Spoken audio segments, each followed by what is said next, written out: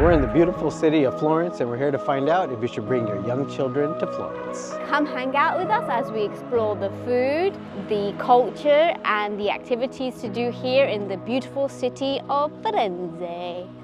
I'm Amma, this is Raj, and we're traveling full-time with our twin toddlers, Rain and Zane. We traveled on a bullet train from Rome, which took us an easy 2 hours. The hotel was a quick 10-minute walk from the train station, but it felt a lot longer because of the narrow roads, making it very hard to navigate the double stroller. Once we checked in, we grabbed a bite to eat and settled in for the night. Today is our first full day in Florence. We've just got to Florence and we're staying in a hotel here in Florence. It's really nice. In Rome we stayed in an Airbnb apartment, so we just wanted a bit of a change.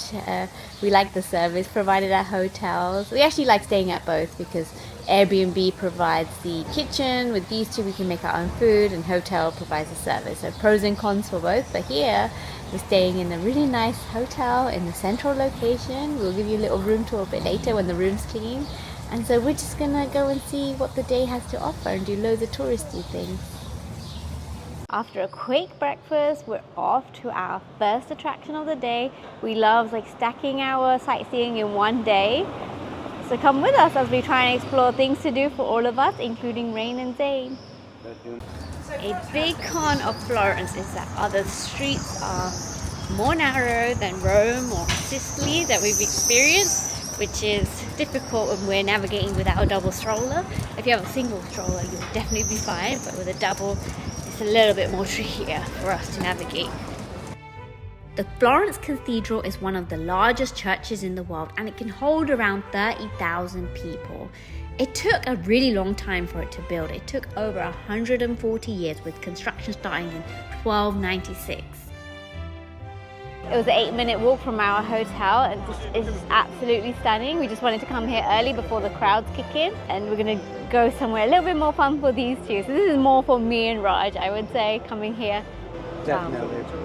You can actually climb to the top of here. They have stairs where you can climb to the top of the cathedral. You can see people up there, but nope, we're not going to climb. I would if it was just me and him, but with these two, that's asking for a disaster. It's so beautiful. It looks like a studio. We're at Piazza di Regala, and we're going to go over here on a carousel ride for these two. Get a little ride in the morning, but as you can see, they're not ready for it just yet. They're already sleeping. We'll get them on it later.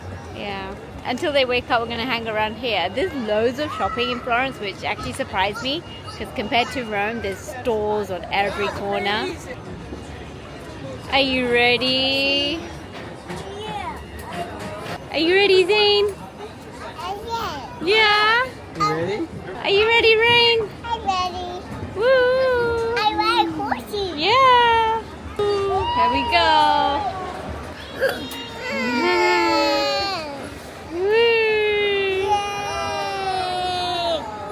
You holding on tight? That was a pretty fun activity for these two. Broke up the day for them. Yeah. One thing we like to do and help them settle into this nomad life is to go to parks and keep some sort of routine there. So playing on this carousel is very fun to them. Yeah, just keeping it normal for them, and having a routine really helps their psyche.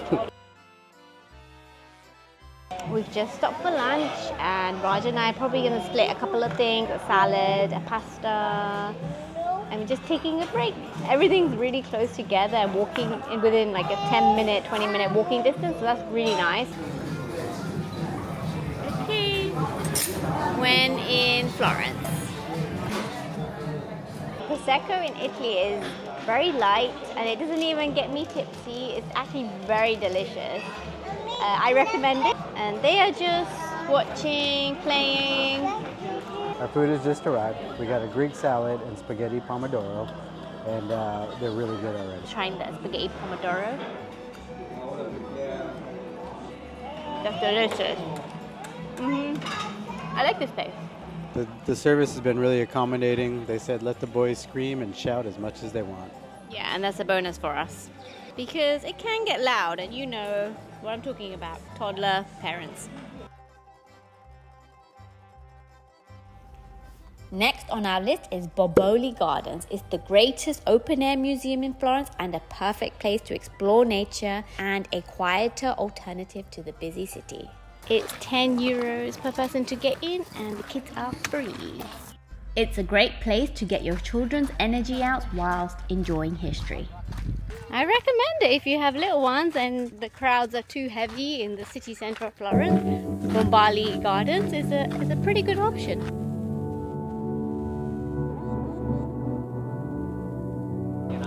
We've come this morning to see the statue of David in this museum over here, and a bit of a fail from us is that it's 10:30 a.m. and it's very crowded and we're not about to stand in an hour or more queue to get into the museum just because it's like our worst nightmare. And for those of you that are coming, just make sure you do a reservation. You can skip a large portion of the line doing that.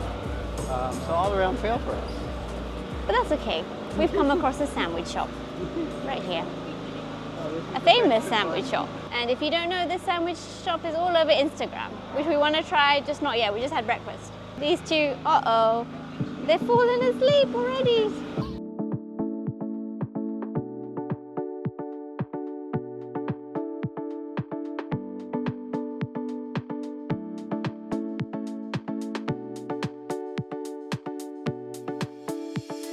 Well, you can't come to Florence without having gelato. Very good. It's really good. Just as good as Rome. I got raspberry and pistachio. How is it, fellas? They're quiet, so they clearly love it. There's these piazzas everywhere around the hotel. It's a great place for the boys to run around. You'll find several of them inside the city.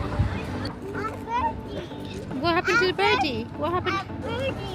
Just got back to the hotel and I wanted to give you a little room tour. You can see here that the living room is very spacious. The bedroom is very spacious, ample room for all of us. It's bigger than a king-size bed. I think 4 of us could easily sleep comfortably there. They also provided 2 cribs.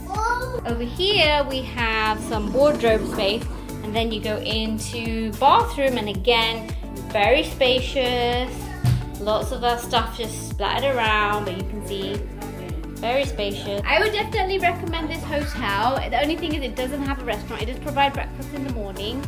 Breakfast is okay, but I think the pros about this hotel is very large, spacious.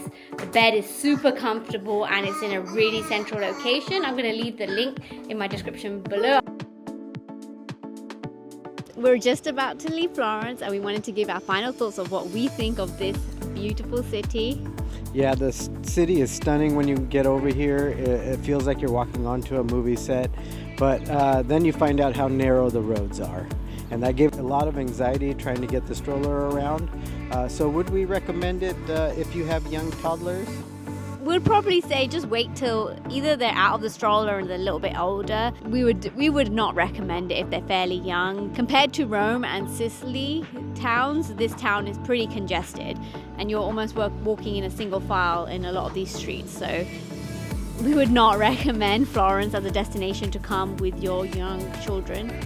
Yeah, I mean, it's a little bit hard getting around. And then the pricing is a little bit higher than we expected to, compared to Rome and Sicily. Yeah. So I would say, if you had the choice, come as adults alone or until the children are a little bit older.